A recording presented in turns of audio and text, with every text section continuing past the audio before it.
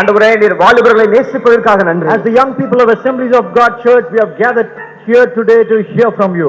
ஆண்டவரே Assembly of God சபையின் வாலிபர்களாக உம்முடைய வார்த்தையை கேட்கும்படியாக நாங்கள் கூடி வந்திருக்கிறோம். And because you love us today, we believe you will speak to us. ஆண்டவரே நீர் எங்களை நேசிக்கிறபடினாலே நீர் எங்களோடு பேசுவீர் என்பதை நாங்கள் விசுவாசிக்கிறோம். You love us just the way we are. ஆண்டவரே நாங்கள் எப்படி இருக்கிறோமோ அப்படியே நீர் எங்களை நேசிக்கிறீர். No matter how dark our sin is, you still love us. ஆண்டவரே எங்களுடைய பாவம் எவ்வளவு கொடூரமாக இருந்தாலும் எங்களை நீர் நேசிக்கிறீர். No matter what our background is, you still love us. ஆண்டவரே எங்களுடைய பின்னணியில் எப்படி இருந்தாலும் எங்களை நீர் நேசிக்கிறீர். And this morning, Lord, as we are going to rise and awake a sleeping group of young people, ஆண்டவரே தூங்கிக் கொண்டிருக்கிற ஆண்டவரே படுத்துக் கொண்டிருக்கிற வாலிபர்களை நீ எழுப்ப போறதுக்காக நன்றி. through the power of your word, உம்முடைய வார்த்தையின் வல்லமையினாலே I thank you, Lord. உமக்கு நன்றி செலுத்துகிறோம் ஆண்டவரே. Fill my mouth with worthy stuff. ஆண்டவரே நல்ல வார்த்தைகளால் என் வாயில் நிரப்புவீராக. And nudge me when I have said enough. ஆண்டவரே போதும் என்கிற சொல்லத்தக்கதாக கிருபை தாரும். In Jesus Christ's name I pray. இயேசுவின் நாமத்தில் ஜெபிக்கிறோம் பிதாவே. Amen.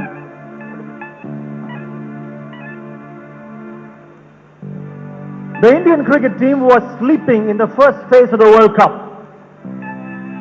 முதல் நாளிலே உலக கோப்பை நாளிலே தூங்கிக் கொண்டிருக்கிற காரியங்களை குறித்து நாம் பார்க்கிறோம். The Indian cricket team was sleeping. இந்திய கிரிக்கெட் குழு அது தூங்கிக் கொண்டிருந்தது. It just managed to beat Holland. ஆனால் அது நாட்கள் செல்ல செல்ல அது திரும்பமாக உயிர்மீட்சி அடைந்ததை பார்க்கிறோம். It lost to Australia. அது ஆஸ்திரேலியாவிடம் தோல்வி அடைந்தது. And then the Indian team got up. ஆனால் பிற்பாடு இந்திய அணி எழும்பிற்று. The tragedy of today is young people are sleeping in churches.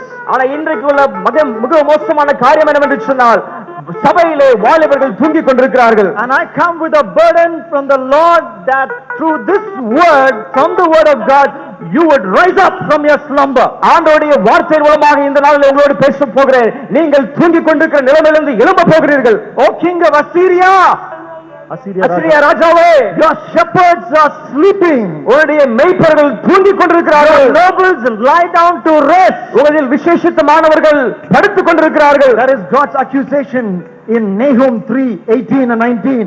அங்கே நாகூம் 3ஆம் அதிகாரம் 18 19 வசனத்திலே இப்படிப்பட்ட குற்றச்சாட்டை பார்க்கிறோம். Jonah went and preached in Nineveh.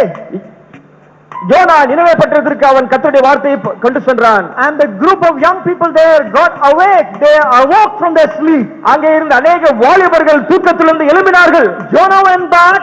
YONO திரும்பி சென்றான். And again they went back to slumber. திரும்பமாக அவர்கள் படுக்க சென்று விட்டார்கள். What do young people sleep in this morning? எப்படிப்பட்ட காரியங்களிலே வாலிபர்கள் தூங்கிக் கொண்டிருக்கிறார்கள் என்று பார்க்க போகிறோம். Spiritual slumber. நான் மாம்ச பிரகாரமாக தூங்குவதை குறித்து நான் பேசவில்லை. ஆவிக்குரிய. ஆனால் ஆவிக்குரிய விதமாக தூங்குவதை குறித்து நான் பேசுகிறேன். Young people sleep in 5 different kinds of things. வாலிபர்கள் 5 விதமான காரியங்களிலே அவர்கள் தூங்கிக் கொண்டிருக்கிறார்கள். First of all, முதலாவதாக young people are sleeping in sin. முதலாவதாக பாவத்திலே வாலிபர்கள் தூங்கிக் கொண்டிருக்கிறார்கள். Turn your Bibles to Judges chapter 16. உங்களுடைய வேதாகமத்தை நியாயாதிபதிகள் புத்தகம் 16ஆம் அதிகாரத்துக்கு திருப்பிக் கொள்ளுங்கள். Samson is sleeping now. அங்கே சிம்சோன் தூங்கிக் கொண்டிருக்கிறான். In the lap of his temptress Delilah. அங்கே தெலீலாவின் மடியிலே சிம்சோன் தூங்கிக் கொண்டிருக்கிறான். Delilah ties up his hair into 7 little branches. அங்கே தெலீலா தன்னுடைய முடியை 7 விதமாக அங்க முடிச்சு போட்டு இருக்கிறார் என்று சொல்லி பார்க்கிறோம். The Philistines are upon you, Samson. அங்கே பெலிஸ்தர்கள் எழும்பி வருகிறார்கள். Samson, get up, the Philistines are going to attack you. ஓ விளக்குறோமாக பெலிஸ்தர்கள் வருகிறார்கள். சிம்சோனே எழும்பு. Samson gets up. Samson எழும்புகிறான். And he rips apart the entire system tying his hair. அவனுடைய தலையிலே கட்டப்பட்ட அனைத்து காரியங்களும் அவன் விரித்து போடுகிறான். He says, how can you say I love you when you don't confide in me? அங்கே தெலீலாள் சொல்லுகிறார், உன்னுடைய காரியங்களை என்னிடத்தில் சொல்லாத பட்சத்திலே நீ என்னை நேசிக்கிறேன் என்று சொல்லி எப்படி சொல்லலாம்? She is nagging Samson to get out the secret. அங்கே சிம்சோனை தெலீலாள் மிகவும் வற்புறுத்திக் கொண்டே இருக்கிறார். The secret of his strength. அங்கே உன்னுடைய பலத்தின் ரகசியம் என்ன? The secret is out finally. கடைசியிலே அந்த ரகசியத்தை அவன் வெளிப்படுத்துகிறான். My Bible says, என்னுடைய வேதாகமம் சொல்லுகிறது, Judges 16:19, நியாயாதிபதிகள் புத்தகம் 16ஆம் அதிகாரம் 19ஆம் வசனம், she lulled him to sleep on his knees. Samson was sleeping on the lap of his temptress Delilah. அங்கே சிம்சோன் தெலீலாவினுடைய மடியிலே அவன் படுத்து தூங்குகிறான். sex was the tablet Samson swallowed and she's sleeping on her lap. அங்கே பாலுறவு என்கிற அந்த மாத்திரையை சிம்சோன் தன்னுடைய வாழ்க்கையில் எடுத்துக்கொண்டு அவன் அங்கே தெலிலாவின் மடியிலே அவன் தூங்கிக் கொண்டிருக்கிறான். Samson, the Philistines are upon you. பெலிஸ்தர்கள் உன்மேல் வருகிறார்கள் சிம்சோனே. What does Samson think? Samson எப்படி நினைக்கிறான்? Judges 16:20 is one of the saddest verses in the Bible. வேதாகமத்திலே மிகவும் கொடுமையான ஒரு வசனம் என்னவென்று சொன்னால் 16ஆம் அதிகாரம் 20ஆம் வசனத்தில் வாசிக்கிறோம். I will go out as before and shake myself free. அவன் அங்கே சொல்லுகிறான், நான் முன்பு போல இப்பொழுதும் போய் நான் என்னை விடுவித்துக் கொள்வேன் என்று சொல்லுகிறான். Few days before I was sleeping with a prostitute in the town of Philistia. பிலிஸ்திய பட்டணத்திலே ஒரு விபச்சாரருடைய மடியிலே நான் படுத்திருந்தேன். And the Philistine soldiers were all around that house. என்னை சுற்றிலும் அங்கே பெலிஸ்திய ராணுவ வீரர்கள் சுற்றி இருந்தார்கள். And when I woke up in the morning I saw soldiers all around. அங்கே நான் காலையில எழும்பின பொழுது எல்லாரும் என்னை சுற்றி இருந்தார்கள். I went out. நான் வெளியே போனேன். I took the gate with the hand. என்னுடைய கையினாலே அந்த வாசலை பிடுங்கி எறிந்தேன். I walked free. விடுதலையோடு முன்னேறி சென்றேன். If I could do it that day, நான் அப்படி அந்த நாளில் செய்திருக்க கூடுமானால் today also இன்றைக்கு நான் அதை செய்ய I முடியும். can get up. எழும்புவேன். I can take care of these Philistine soldiers. இந்த பெலிஸ்தியர் ராணுவ வீரர்களை நான் பார்த்துக் கொள்வேன் என்று சொல்கிறான். That's what he thought. அதுதான் அவன் நினைத்த காரியம். But he was mistaken. ஆனால் அவன் தவறாக புரிந்து கொண்டான். Why? ஏன்? Because the Lord had left him. ஏன் என்று சொன்னால் கர்த்தர் அவனை விட்டு விலகி போனார். Why? ஏன்? Samson was sleeping in sin. அவன் பாவத்திலே சிம்சோன் தூங்கிக் கொண்டிருந்தான். My young friend, அருமை வாலிபர்களே, I have a question to ask you. உங்களிடத்தில் ஒரு கேள்வி கேட்க விரும்புகிறேன். I could come down the stairs and look you in the eye and ask you a question. நான் இங்கே கீழே இறங்கி வந்து உங்களிடத்தில் ஒரு கேள்வி கேட்க முடியும். Shake your hand and put my arms around your shoulder and ask you a question. என்னுடைய கை கோர்த்து என்னுடைய கையை உங்கள் தோள் மேல் போட்டு ஒரு கேள்வி கேட்க முடியும். Are you sleeping in sin?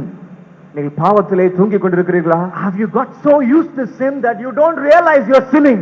நீ பாவத்திலே மூழ்கி போயிருக்கிறபடினாலே பாவம் எது என்று சொல்லி உங்களுக்கு தெரியவில்லையா? Samson did not realize the Lord left him. He was so used to it. Samson பாவத்திலே ஊறி இருந்தபடினாலே அவன் தன்னை விட்டு கர்த்தர் விலகி போனதை அறியாமல் இருந்தான். Are you sleeping in the sin of pornography, watching filthy things on the internet? இன்டர்நெட்டிலே தேவையற்ற காரியங்களை, ஆபாசமான காரியங்களை பார்த்து பாவத்திலே தூங்கிக் கொண்டிருக்கிறீர்களா? Young people say there is no internet in the Bible, so I can look at pornographic pictures on the internet. அநேக வாலிபர்கள் சொல்கிறார்கள், இன்டர்நெட்ங்கிற வார்த்தை வேதாகமத்தில் இல்லை, ஆகவே நான் ஆபாச காட்சிகளை இன்டர்நெட்டில் பார்க்கலாம் என்று நினைக்கிறார்கள். You are mistaken. நீங்கள் தவறாக புரிந்து கொண்டிருக்கிறீர்கள். What was David's sin? தாவீது செய்த பாவம் என்ன? Why was the Lord displeased with David? ஏன் கர்த்தர் தாவீதின் மேல் பிரியமா இருக்கவில்லை? Why did we read in 2 Samuel 11:27 the Lord was displeased with David? வேதத்திலே வாசிக்கிறோம் 2 சாமுவேல் 11ஆம் அதிகாரம் 17ஆம் வசனத்திலே 27ஆம் வசனத்திலே வாசிக்கிறோம் கர்த்தர் தாவீதின் மேல் பிரியமா இருக்கவில்லை என்று சொல்லி. He kept looking at a naked body of a woman. That was David's sin. That is what you do in the internet. அவன் அங்கே ஒரு ஸ்திரீயுடைய நிர்வாணத்தை அவன் பார்த்துக் கொண்டிருந்தான். அதுதான் அவன் செய்த பாவம். Are you sleeping in the sin of pornography? நீ ஆபாசம் என்கிற பாவத்திலே நீ சிக்கிக் கொண்டிருக்கிறாயா? Are you sleeping in the sin of pride? பெருமை என்கிற பாவத்திலே தூங்கிக் கொண்டிருக்கிறாயா? That was the first sin of the world. அதுதான் உலகத்தினுடைய முதல் பாவம். I look good. நான் மிகவும் அழகாக இருக்கிறேன். I am from an AG church. நான் ஏஜி சபையிலிருந்து வருகிறேன். I am not like the sinner next door who goes to that church. பக்கத்தில் இருக்கிறவர் போல நான் பாவியல்ல, அவர் வேற ஒரு சபைக்கு போகிறார். Pride, பெருமை. What is the sin that you are struggling with? நீங்கள் போராடுகிற பெருமை என்ன? What is the sin you are sleeping with? நீங்கள் தூங்கிக் கொண்டிருக்கிற பாவம் என்ன? I'll tell you about another young man. நான் இன்னொரு வாலிபனை குறித்து சொல்ல விரும்புகிறேன். He was invited to sleep in sin. அவன் பாவத்திலே தூங்கும்படியாக அழைக்கப்பட்டிருந்தான். The invitation was given. அவனுக்கு அழைப்பு கொடுக்கப்பட்டிருந்தது. Potiphar's wife was dragging him. போத்திபாருடைய மனைவி அவனை இழுக்கிறாள். Come sleep with me. என்னோடு படுத்துக்கொள். But he ran away. அவன் ஓடி போனான். He said, அவன் சொன்னான், I rather sleep in the prison than with you in bed. நான் உன்னோடு படுப்பதை காட்டிலும் நான் சிறைச்சாலை படுப்பதை மேன்மை என்று சொல்லி அவன் நினைத்தான். The program organizers, your pastors have organized this program with a burden that you will become that kind of young people who will run away from sin. நீங்கள் பாவத்தை விட்டு ஓடுகிற வாலிபர்களாக நீங்கள் மாற வேண்டும் என்று சொல்வதற்காக இங்க இருக்கிற அநேக போதகர்கள் இந்த முகாமை ஆயத்தப்படுத்தியிருக்கிறார்கள். Joseph, யோசேப்பே, what is your secret? உன்னுடைய ரகசியம் என்ன? How did you not sleep in sin? நீ எப்படி பாவத்திலே தூங்காமல் இருந்தாய்? Simple. எளிமையானது. Two secrets. ரெண்டு ரகசியங்கள். One, he fled from the sin. அவன் பாவத்தை விட்டு ஓடி போனான். He refused to be even with her. The Bible says in Genesis 30. அவன் அங்கே இருக்கவும் விரும்பவில்லை என்று சொல்லி வேதம் சொல்கிறது. My spiritual mentors taught me. என்னுடைய ஆவிக்குரிய என்னை உருவாக்கினவர் எனக்கு சொன்ன காரியம். 2 Timothy. 2 தீமோத்தே 2nd chapter. 2ஆம் அதிகாரம் Verse 22 says. 22ஆம் வசனம் சொல்கிறது. Flee the evil desires of you. பாலிய இச்சைகளுக்கு விலகி ஓடுங்கள். Run from the person who is tempting you. உன்னை சோதிக்கிற நபரிடத்திலிருந்து நீ விலகி ஓடு. Run from the possession, that magazine, that place which is tempting you. உன்னை சோதிக்கிற அந்த பத்திரிகை, அந்த இடம், அங்க இருந்து ஓடி போ. Even if it is as dear to you as the eye, pluck it out. My Jesus said. உனக்கு இடம் உண்டாக்கினால் கண்ணை பிடுங்கி போடு என்று சொல்லி இயேசு சொல்கிறார். Do anything drastic to run away. எவ்வளவு கொடுமையான காரியங்கள் நம்முடைய சரீரத்தில் நீ செய்ய வேண்டும் பாவத்தை விட்டு ஓடி போவதற்காக. Grabbing him by the shirt. அவன் சட்டையை பிடிச்சு அவள் இழுக்கிறாள். You know what he said? என்ன சொன்னான் தெரியுமா? My imagination. என்னுடைய கற்பனை. You want this shirt, madam? இந்த சட்டை தானே மேடம் உங்களுக்கு வேணும்? I don't have anything for shirts. எனக்கு சட்டை கொடுத்து கவலை இல்லை. My father gave me one shirt. என்னுடைய அப்பா எனக்கு ஒரு சட்டை கொடுத்தார். Multicolored shirt. எனக்கு பல வர்ண அங்கி. I got into trouble because I wore that shirt. நான் அந்த சட்டை அணிந்திருந்ததால எனக்கு பிரச்சனை வந்தது. My brothers got envious of me. என்னுடைய சகோதரர் என்னை கொண்டு பொறாமை கொண்டார்கள். They took away that shirt and they made up some story. அந்த சட்டையை கழட்டி கொண்டு அதை வைத்து ஒரு கதை உண்டாக்கினார்கள். I don't have anything for shirt. You can take this shirt. என் சட்டையை கொடுத்து எனக்கு கவலை இல்லை, எடுத்துக்கொள்ளலாம். But you can't have sex with me. ஆனால் அதை வைத்து நீ பாவம் செய்ய முடியாது. You can't have sex with me. ஆனால் நீ அதில் என்னை கொண்டு பாலுணர்வுகளை என்னை ஈடுபடுத்த முடியாது. Joseph, யோசேப்பே, you had no 10 commandments to tell you thou shalt not commit adultery. உனக்கு 10 கற்பனை கொடுத்து எதுவுமே தெரியாதல்லவா? How did you overcome this temptation? எப்படி இந்த சோதனையை மேற்கொண்டாய்? Again imagination. திரும்பமாக ஒரு கற்பனை. His parents would have taught him. அவனுடைய பெற்றோர்கள் அவனுக்கு அதை போதித்திருக்கலாம். When God created the world, ஆண்டவர் உலகத்தை சிருஷ்டித்த பொழுது He created one Adam for one Eve. ஆண்டவர் ஒரு ஆதாமுக்கு ஒரு ஏவாளை தான் உண்டாக்கினார். He solemnized their wedding. He said two shall be one. Only after that they had sex.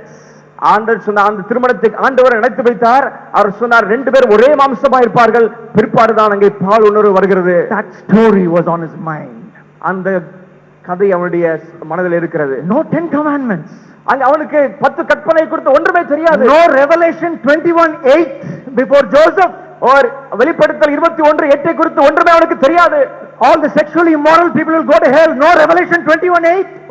விபச்சாரஸ்தர் எல்லாரும் நரகத்துக்கு போவார்கள் என்று சொல்லி அங்கே வேதத்தில் வாசிக்கிறோம். A simple creation story.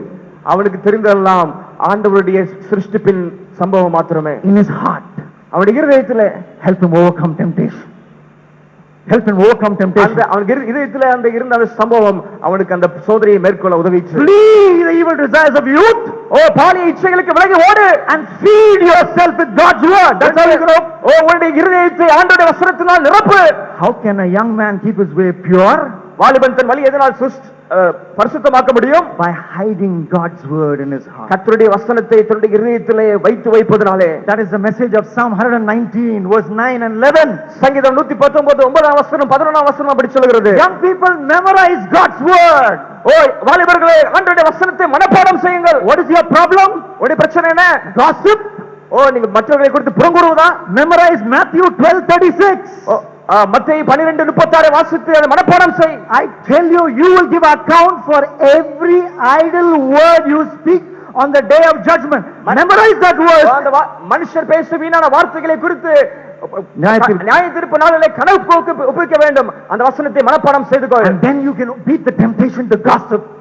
அப்படி நீ மனப்பாடம் செய்யும் பொழுது புறங்கூறுங்கிற என்கிற சோதனையை நீ மேற்கொள்ள முடியும். Memorize Job 31:1. யோபு 31:1 மனப்பாடம் செய். I made a covenant with my eyes not to look lustfully at a girl. ஒரு என்னுடைய கண்களோடு நான் உடன்படிக்கை பண்ணிக்கொண்ட நான் எப்படி ஒரு ஸ்திரீயின் மேல் நோக்கமாக இருப்பேன் என்று சொல்லி அங்கே யோபு சொல்கிறான். Memorize God's word. அந்த வசனங்களை மனப்பாடம் செய்யுங்கள். And you won't sleep in sin. அப்படி செய்யும் பொழுது நீங்கள் பாவத்திலே தூங்க மாட்டீர்கள். Secondly, இரண்டாவதாக young people are sleeping. வாலிபர்கள் தூங்கிக் கொண்டிருக்கிறார்கள். They are sleeping in sloth. எதிலே தூங்கிக் கொண்டிருக்கிறார்கள் சொன்னால் சோம்பலிலே தூங்கிக் கொண்டிருக்கிறார்கள். Come with me to Judges chapter 19. நியாயாதிபதிகளின் புத்தகம் 19ஆம் அதிகாரத்துக்கு வாருங்கள். We read about a young Levite there. அங்கே ஒரு வாலிப லேவியனை குறித்து வாசிக்கிறோம். His wife ran away. அவனுடைய மனைவி அவனை விட்டு ஓடி போகிறாள். Went back to her father-in-law's house. அவனுடைய மாமனார் வீட்டுக்கு ஓடி போகிறாள். And this young Levite in Judges 19 goes to get back his wife. அவன் அந்த 19ஆம் அதிகாரத்தை வாசிக்கின்ற லேவியன் அவன் தன்னுடைய மனைவிக்கு பின்பாக சென்று அந்த மனைவியை அழைத்து வர போகிறான். Read the first 10 verses. முதல் 10 வசனங்களிலே. So he would get up in the morning and pack his bags.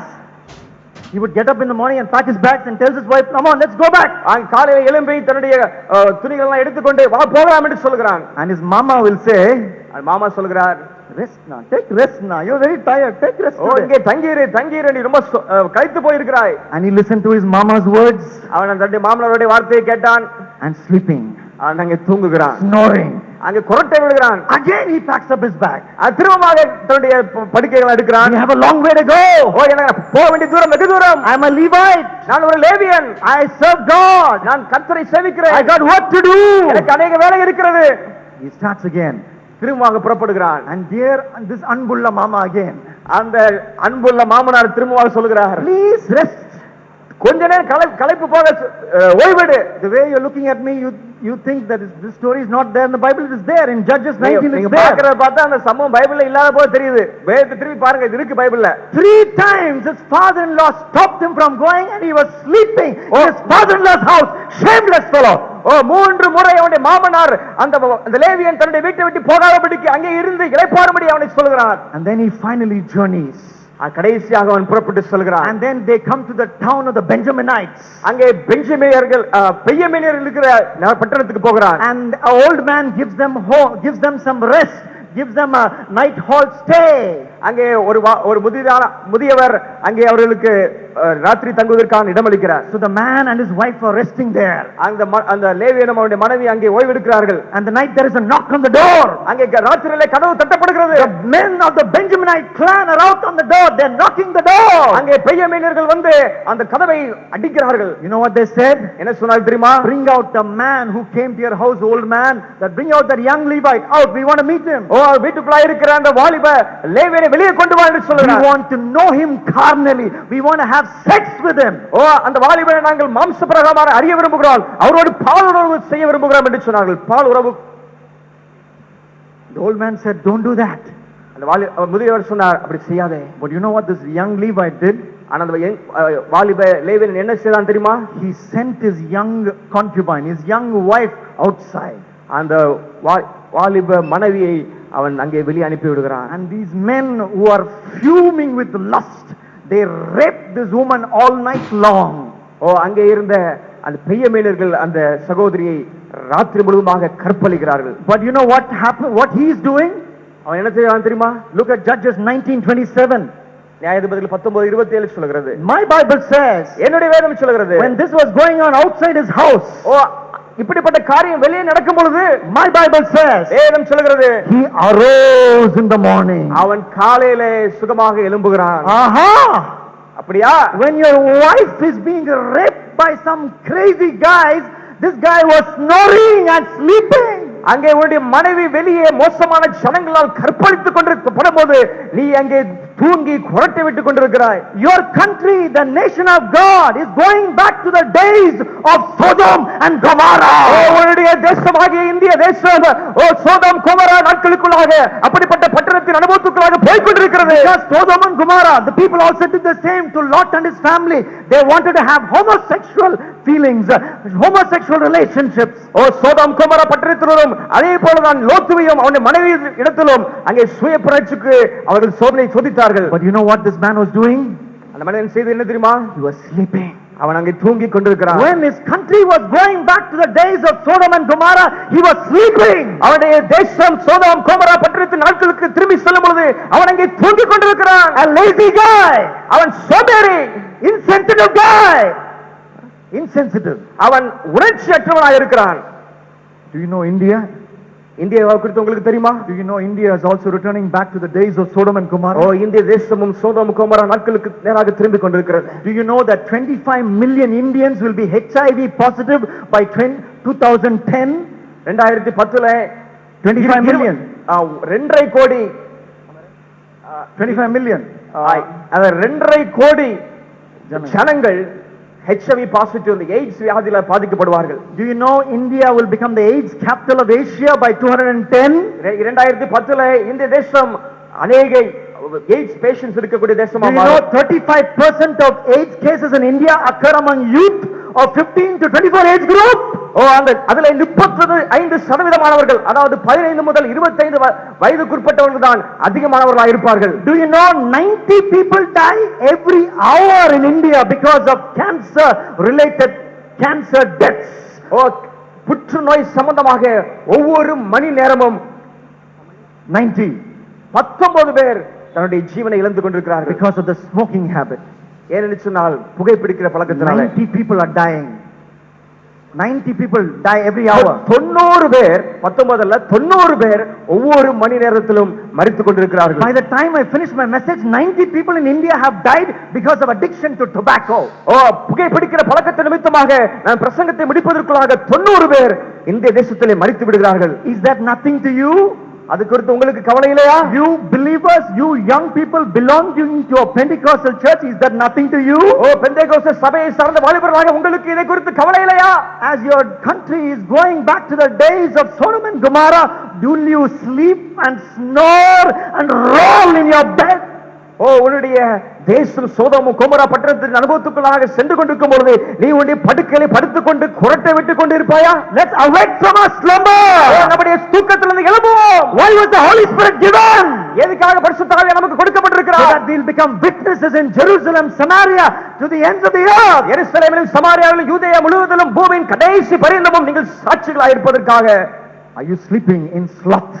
நீங்கள் சோம்பலிலே தூங்கிக் கொண்டிருக்கிறீர்களா? Thirdly, மூன்றாவதாக, where are young people sleeping? எதிலே வாலிபர்கள் தூங்கிக் கொண்டிருக்கிறார்கள்? Young people sleep because they are scared, they are afraid. வாலிபர்கள் தூங்கிக் கொண்டிருக்கிறார்கள் என்று சொன்னால் அவர்கள் பயம் என்கிற ஒரு காரியத்திலே தூங்கிக் கொண்டிருக்கிறார்கள். Our God Baal, he controls the thunder and the lightning and the rain. நம்முடைய ஆண்டவர் இடி மின்னல் மழையை அவர் கட்டுப்படுத்துகிறார். Our God Baal ஆகிய நம்முடைய தேவன். Somebody is saying this. Baal. Our God Baal controls the rain. அங்கே ஒருத்தர் சொல்லுகிற வேதத்தில் வாசிக்கிறோம், எங்களுடைய தெய்வமாகிய பாகால் இடி முழக்கங்கள் ஆகியவற்றை கட்டுப்படுத்துகிறார் என்று சொல்லி வேதத்தில் வாசிக்கிறோம். But there was a prophet. There was a prophet. அங்கே ஒரு தீர்க்கதரிசி இருந்தான். No, Baal does not control the rain and the thunder. Yahweh controls the rain and the thunder. பாகால் இடி முழக்கங்களையும் மழையையும் அவர் கட்டுப்படுத்தவில்லை, யெகோவா தேவன் அதை தன்னுடைய கட்டுக்குள்ளாக வைத்திருக்கிறார் என்று சொன்னார். And this prophet spoke up. அந்த தீர்க்கதரிசி வாய்களை திறந்து பேசினார். And there was no rain. அங்கே மழை இல்லை. Yahweh controls the skies, not your God. உன்னுடைய தெய்வம் இல்லை, யெகோவா தேவன் தான் இந்த அண்ட சராசரங்களை தன்னுடைய கட்டுக்குள்ளாக வைத்திருக்கிறார். He calls the hundreds of Baal prophets up to a mountain. அவன் அங்கே 100 பாகால் தீர்க்கதரிசிகளை மலைக்கு நேராக அழைக்கிறான். There's a confrontation. அங்கே நேருக்கு நேராக அங்கே சம்பவம் நடக்கிறது. He says if Baal is God, he will eat up the sacrifice. பாகால் தெய்வமானால் இந்த பலிகளை அவர் பட்சிக்கட்டும். And they are cutting themselves and they are crying out to Baal. These prophets of Baal, please come down Baal, please come down Baal. அத்தனை தீர்க்கதரிசிகளும் பாகாலை நோக்கி கதறுகிறார்கள், பாகாலை இறங்கி வா இறங்கி வா என்று சொல்லி. And the prophet says, அங்கே தீர்க்கதரிசி சொல்கிறான், cry out louder. என்ன சத்தமாக கூப்பிடுங்கள். Why? ஏன்? Your God may be sleeping. உங்களுடைய கடவுள் அங்கே நித்திரை பண்ணி கொண்டிருக்கலாம். Young people, I like the word. I like this. வாலிபர்களே, அந்த வார்த்தையை நான் விரும்புகிறேன். Don't forget the statement of Elijah. உன்னுடைய எலியா சொன்ன அந்த வார்த்தையை மறந்து விடாதீர்கள். Your God is sleeping. உன்னுடைய தெய்வம் அங்கே தூங்கிக் கொண்டிருக்கிறது. And then he prayed. அவன் எலியா ஜெபிக்க ஆரம்பித்தான். Yahweh came down. அங்கே யெகோவா தேவன் இறங்கி வந்தார். The entire sacrifice was licked up. அங்கே இருந்த அனைத்து பலிகளும் அங்கே பட்சிக்கப்பட்டது. Even the water in the ditch around the altar, even the water itself was licked up. அந்த அக்கினி அங்கே இருந்த தண்ணீரையும் அது நக்கி போட்டது என்று சொல்லி வேதம் சொல்கிறது. And then it starts to rain. அங்கே மழை வருகிறது. And before the rain comes down, Elijah runs. The Bible says he ran 30 kilometers. He beat the king who was riding on the chariot. He ran. He was a sprinter. He was running fast. அங்கே மழை வருவதற்கு முன்பாக எலியா வேகமாக ஓட ஆரம்பிக்கிறான். வேதம் சொல்லுகிறது கிட்டத்தட்ட 30 கிலோமீட்டர் வேகமாக ஓடுகிறான் என்று சொல்லி. But do you know what happened to the sprinter? அந்த வேகமாக ஓடுகிற அந்த நபருக்கு என்ன ஆயிற்று என்று தெரியுமா உங்களுக்கு? When he heard that Jezebel was trying to kill him and he said, by tomorrow you will become like one of the prophets of Baal you have killed. அவன் அங்கே ஏசபேல் தன்னை கொலை செய்வதற்கு திட்டமிடுவதை குறித்து அறிந்த பொழுது அவன் என்ன செய்தான் தெரியுமா? He was sleeping. அவன் அங்கே தூங்குகிறான். Ayyo. ஐயோ, You accused prophet. You said your God is sleeping that day on Mount Carmel. நீர் அங்கே திருக்கதரிசிகளை பார்த்து பாகால் திருக்கதரிசிகளை பார்த்து சொன்னீர் உன்னுடைய தெய்வங்கள் அங்கே தூங்கிக் கொண்டிருக்கிறேன்னு சொல்லி. ஆனால் இன்றைக்கு நீர் அல்லவா தூங்கிக் With கொண்டிருக்கிறார். your own mouth you said your God is sleeping. That is why he is not taking up the sacrifice. அங்கே அக்கினி வந்து பட்சிக்காதன் காரணம் என்னவென்று சொன்னால் உன்னுடைய கடவுள்கள் தூங்கிக் கொண்டிருக்கிறவா சொன்னாய். But now you are sleeping. ஆனால் இப்பொழுது நீ அல்லவா தூங்கிக் கொண்டிருக்கிறாய். You are sleeping. நீ தூங்கிக் கொண்டிருக்கிறாய். Why are you sleeping, Elijah? எலியாவே ஏன் தூங்குகிறாய்? I am the only one left. ஒரே ஒரு மாத்திரம் நான் மாத்திரம் மீதியா இருக்கிறேன். Young people, do you think like that? நீங்கள் அப்படி நினைக்கிறீர்களா? Young people, youth ministry is a big ministry. வாலிபர் ஊழியம் அது பெரிய ஊழியம். You don't know about young people, brother. அருமையானவர்களே, வாலிபரை குறித்து உங்களுக்கு முழுமையாக தெரியவில்லை. It is not easy to get them. அவர்களை பிடிப்பது எளிமையான காரியம் அல்ல. They ask so many big questions. அவர்கள் பல பெரிய கேள்விகளை கேட்கிறார்கள். They are addicted to so many big sins. அவர்கள் பெரிய பெரிய பாவங்களுக்கு அடிமையாக இருக்கிறார்கள். Youth ministry is very difficult. வாலிபர் ஊழியம் மிகவும் கடினமானது. And what to do? I am the only person in my college. என்ன செய்வது? என்னுடைய கல்லூரியில் நான் மாத்திரம் தான் மீதியா இருக்கிறேன். I am only one. நான் மாத்திரம் தான் இருக்கிறேன். I will come to church every Sunday. நான் ஒவ்வொரு ஞாயிற்றுக்கிழமை சபைக்கு வந்துருவேன். I will warm my chair. அங்க சேரை நான் நல்லா தேய்ச்சிடுவேன். I will go back. திரும்பி போவேன். At least the temperature in the chair is increasing. Hallelujah. அங்க சேர்ல இருக்கிற டெம்பரேச்சர் கொஞ்சம் கூடுது. அல்லேலூயா. அதுக்காண்டி shame on you. வெட்கம். If you have lived with that attitude, you will go to hell. அப்படிப்பட்ட ஒரு எண்ணத்தோடு நீங்கள் வாழ்ந்து கொண்டிருப்பீர்கள் சொன்னால் நீங்கள் நரகத்துக்கு தான் போவீர்கள். Elijah, எலியாவே, what did you say? என்ன சொல்கிறாய்? You said you are the only one. நான் மாத்திரம் என்று சொல்கிறாயே? No, you are not the only one. நீ மாத்திரமல்ல. After you will come Elisha. உனக்கு பிற்பாடு எலிசாவை நான் எழுப்புவேன். And after Elisha, along with Elisha will come a young man, Jehu. எலிசாவுக்கு பிற்பாடு யெகூ என்கிற ஒரு மனுஷன் நான் எழுப்புவேன். Those who are spared by Elijah will be killed by Jehu. எலிசாவினால் மீதியாக வைக்கப்பட்ட ஜனங்கள் யெகூவினால் கொலை செய்யப்படுவார்கள். That's what the Bible says in 1 Kings 19, 16 and 17. 1 ராஜாக்கள் 19ஆம் அதிகாரம் 16 17 வசனங்களை வேதம் இப்படி சொல்கிறது. Don't think you are all alone, Elijah. எலியாவே, நீ மாத்திரம் என்று சொல்லி நினைக்காதே. Elisha is coming behind you. உனக்கு பின்பாக எலிசா வருகிறான். He will catch hold of all these Baal worshippers. அங்கே இருக்கிற பாகால் வணங்குகிற எல்லாரையும் அவன் பிடித்து கொலை செய்வான். And if somebody escapes Elijah, எலிசாவை விட்டு யாராவது தப்பி போனால் Jehu will come. யெகூ வந்து அவர்களை கொலை செய்வான். Jehu will murder Jezebel. எசபேலை யெகூ கொலை செய்வான். Jehu will murder the 70 sons of Ahab. யெகூ வந்து ஆகாபுடைய 70 குமாரர்களை அவன் கொலை செய்வான். How do you do it? Youth evangelism. எப்படி வாலிபர் ஊழியத்தை செய்வது? Formal small groups. சிறு சிறு குழுக்கள் மூலமாக. I come from an organization which has 300 missionaries. நான் ஒரு 300 மிஷனரிகளை கொண்ட ஒரு ஸ்தாபனத்திலிருந்து மிஷனரி ஸ்தாபனத்திலிருந்து வருகிறேன். How did it begin? எப்படி ஆரம்பிக்கப்பட்டது? One young man. ஒரு வாலிபன். One young man. ஒரு வாலிபன். He did not say I am all alone. அவர் நான் மாத்திரம் என்று சொல்லி அவர் சொல்லவில்லை. He prayed one full year. அவர் ஒரு முழு வருடம் முழுவதுமாக அவர் ஜெபித்தார். Give me one more person to pray with in this Karaikudi. ஆண்டவரே, இந்த கல்லூரியிலே இன்னொரு வாலிபனுக்கு தாரும் ஜெபிப்பதற்கு என்று சொல்லி ஜெபித்தார். One full year he prayed. ஒரு முழு வருடம் அவர் ஜெபித்தார். And at the end of 1 year, அந்த வருடம் முடிந்த பிற்பாடு one more person came. இன்னொரு வந்து சேர்ந்தார். The Karaikudi prayer fellowship in the engineering college there was born. அங்கே காரைக்குடியில் இருக்கிற இன்ஜினியரிங் காலேஜில் உள்ள ஜெபக்குழு அப்படியாக ஆரம்பிக்கப்பட்டது. Today, இன்றைக்கு it is blessing youth mission. அப்படி ஆரம்பிக்கப்பட்டதான் இன்றைக்கு ஆசீர்வாத இளைஞர் இயக்கம். 300 missionaries, 300 மிஷனரிமார்கள் working in 13 states of India. 13 மாநிலங்களில் இந்தியாவில் வேலை செய்கிறார்கள். How did it begin? எப்படி ஆரம்பிக்கப்பட்டது? Because one young man refused to sleep in fear. அங்கே ஒரே ஒரு வாலிபன் பாவத்திலே பயத்திலே தூங்குவதற்கு வெறுத்தபடினாலே அது இப்படி ஆரம்பிக்கப்பட்டது. பெரிதாக பெருகி இருக்கிறது. I'm an engineering college student. நானும் இன்ஜினியரிங் காலேஜில் படித்த மாணவன் தான். Every evening, almost, ஒவ்வொரு மாலையும் I got hold of one friend. நான் ஒரு நண்பரை பிடித்துக் கொண்டேன். We sat together in a room. நாங்கள் ஒரு இடத்திலே சேர்ந்திருந்தோம். We prayed together. நாங்கள் சேர்ந்து ஜெபம் பண்ணினோம். We read the Bible together. நாங்கள் சேர்ந்து வேதத்தை வாசித்தோம். Some of the messages I preached across the country, I first preached in that prayer cell. நான் தேசம் முழுவதும் கொடுக்கிற அநேக செய்திகள் அங்கே இந்த சிறு குழுவில் நான் கொடுத்த செய்திகள் தான். Rewind back. Let's rewind. திரும்பி பார்ப்போம். When I was in school, நான் ஸ்கூல்ல இருக்கும் பொழுது my lunch break was between 12:30 to 1:10, 40 minutes. என்னுடைய உணவு இடைவெளி என்னவென்று சொன்னால் 12:30 இருந்து 1:10 வரைக்கும். We would finish our lunch within 15 minutes. நாங்கள் 40 நிமிடம் தான் இருக்கோம், ஆனால் 15 நிமிடத்துல சாப்பிட்டு முடித்து விடுவோம். I invited my Jehu and Elisha, என்னுடைய எலியாவையும் எகுவையும் நான் அழைப்பேன். and we prayed together. நாங்கள் சேர்ந்து ஜெபிப்போம். It was in school. I stood in the platform for the first time and preached the gospel. அந்த ஸ்கூல்ல தான் முறையாக நான் மேடையில இருந்து நான் கர்த்தருடைய வார்த்தையை Because பிரசங்கித்தேன். our principal invited the prayer cell to lead assembly one day. அந்த பிரேயர் குரூப்ல இருக்கிற ஆட்களை கூப்பிட்டு அசெம்பிளி நடத்தும்படியாக என்னுடைய பிரின்சிபல் அழைத்தார். You can do it. நீங்களும் அதை செய்யலாம். You can do it. நீங்களும் அதை செய்யலாம். God plus you is a majority. God plus you is a majority because கர்த்தரும் நீங்களும் சேர்ந்தால் நீங்க தான் பெரும்பான்மையார்கள். Because God is infinite, He cannot be contained by numbers. God plus you is a majority. கர்த்தர் அளவில்லாதவர், அவர் பெரியவர். கர்த்தரோடு நீங்கள் சேரும் பொழுது நீங்கள் தான் தேசத்திலே பெரும்பான்மையினர். You can do it. நீங்கள் செய்யலாம். Finally, கடைசியாக young people are sleeping without a strategy. வாலிபர்கள் திட்டங்கள் இல்லாதபடிக்கு தூங்கிக் கொண்டிருக்கிறார்கள். Sleeping without a strategy. திட்டங்கள் இல்லாதபடிக்கு தூங்கிக் கொண்டிருக்கிறார்கள். பவுலே, don't disturb Paul. பவுலை விட்டுருவோம், பவுலை தொந்தரவு பண்ண வேண்டாம். Why he's preaching? அவன்